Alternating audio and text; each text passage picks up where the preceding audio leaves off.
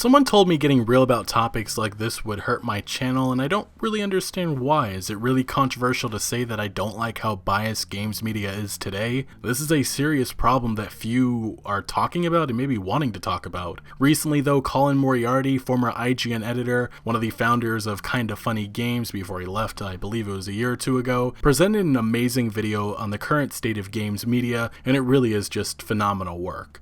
He outlines the issue and what needs to change. For far too long, games journalists have lashed out at critics calling them just toxic gamers who support sexism and racism, but that's simply not true. Obviously there are trolls out there who are that way, but the majority of critics just don't like narratives being shoved down their throats. I mean, do you want to know why gaming news channels on YouTube are growing in popularity? It's because people most of the time want the honest, hard facts, and I really think you're not getting that from some of gaming's leading websites, if not all of them. But also all these websites offer one perspective and that's it. Pretty much if you read an article on a trending gaming issue from Polygon, you're going to get the same take from every website, and I'm sorry to say, but there is more than one perspective on most matters. That's why people look to YouTube and other platforms like Reddit for that perspective. A good recent example is the Guild Wars 2 writer who was fired for attacking respectful community members on Twitter.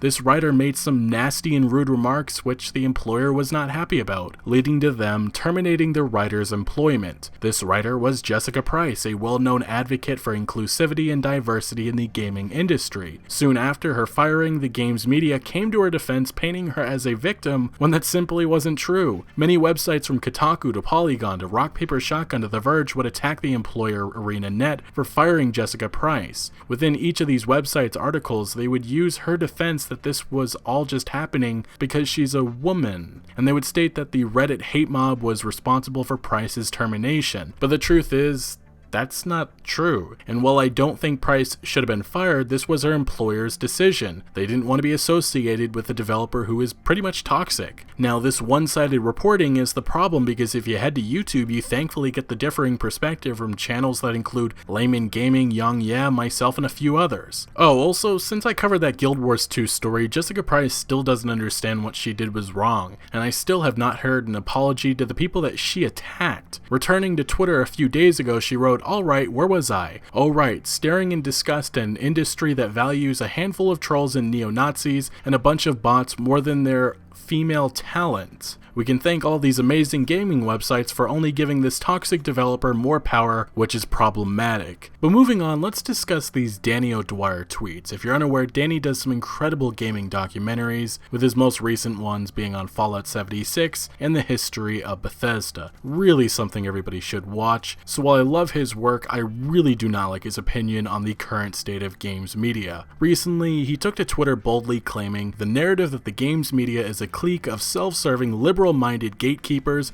has always been bullshit. Once I eventually broke in, I found an industry full of folks with different opinions, creative and passionate people willing to argue their points loudly and proudly. My first question is, where? Now, while that's obviously wrong and closed-minded, he never actually can back up his opinion with facts. Danny would next have an exchange with Richard Lewis in which, holy crap, it's something. Richard would respond to this post saying maybe these different opinions could make it into print sometime instead of the usual spread of articles containing the same opinions on the same talking points spread across a 48-hour period that typifies what game media is these days. Yeah, pretty much. And Danny would come back saying, I mean, that's a painfully reductive statement to hear from a journalist. There's plenty of variety when it comes to games reporting these days if you choose to find it. But if socially conservative viewpoints aren't that popular with this audience, then perhaps there's a reason. And I have to say that may be one of the dumbest things I've heard someone say. There is almost no variety in games media, it's one perspective and that's it. Also, from my point of view, there's a lot of gamers that probably don't consider themselves liberal. Personally, I'm more down the middle and independent, but even I'm tired of only seeing one biased take from every gaming website who then tries to say if you don't agree with them, you're just toxic and a problem. Also, with some of these websites, there is clearly a narrative being pushed that that I believe a majority of the gaming audience does not agree with. We've seen that a few times this year with websites like Vice Waypoint boycotting Kingdom Come Deliverance because the director of the game holds conservative values, and also with Far Cry 5 because it wasn't screw the right enough, which made Polygon angry. Although the game had been in development since I believe 2014 or 2015, I don't think Ubisoft or really anybody ever envisioned how divided and political everything would be today. And with it being set in Montana, why did it have to be that way in the first place? Now, something Colin Moriarty pointed out in his video that I agree with is politics is not going away. Games are and have been political, but the problem we have is the lack of different perspectives in games media, which has made people want politics to be completely gone from gaming. You can't blame gamers when things have gotten so one-sided and they're tired of hearing it. There are many gaming developers that are conservative or libertarian, but they can't publicly say that in fear of being blacklisted and losing their jobs. I had a discussion with someone connected to BioWare Edmonton earlier this year, and they voiced their frustration with the company inviting Anita Sarkeesian to the studio, mainly because of the negative attention that she brings. If this individual publicly stated any of this on Twitter, they would have been attacked and probably accused of being sexist, which again, isn't the truth. The point is, games media needs to change, and there needs to be a balance, because right now, can you really blame people for wanting politics to be out of gaming when there's only one perspective being told? Which also, these journalists are only representing a small portion of gamers, and for many others, their opinions and thoughts are being simply ignored or put down. I personally just think this industry needs variety in voices. Danny O'Dwyer mentions that there are many voices in this industry, but I can't seem to find or think of any, and that's a problem. Now, I've voiced my opinions before, and I actually agree with many of the things Kotaku, Vice, Waypoint, and Polygon believe in, but I just don't understand how these writers and publications can claim everyone who opposes their views are automatically the biggest filth and scum of the earth.